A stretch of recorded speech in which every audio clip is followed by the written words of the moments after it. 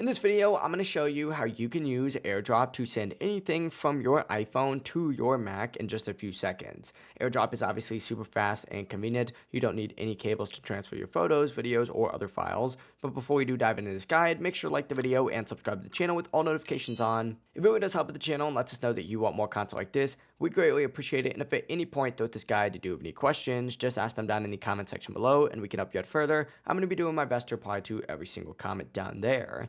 Now, first things first, go ahead and start by opening up your control center on your iPhone by swiping down from the top right corner. And what you're going to want to go ahead and do is just open up this little section up at the top and find AirDrop on here and just make sure that it is turned on. You're going to want to do the exact same thing on your Mac. Open up that Finder app on that sidebar. Select AirDrop and it should appear in the top left or around that area. Just make sure it does say allow me to be discovered by and set that to everyone or contacts. Now, essentially, once your AirDrop is active on both devices, your iPhone should appear in the Finder of your Mac. So go back to your iPhone, go into your Photos app, and find whatever photo you want to go ahead and AirDrop. Let's say I just want to go ahead and AirDrop this picture right here. Essentially, select it, go ahead and click the little share button down in the bottom left, and find that little AirDrop icon right here and select it. You're going to have to wait for a second. It's going to appear up on your Mac. You just need to go ahead and hit accept, and from here the transfer is going to begin instantly,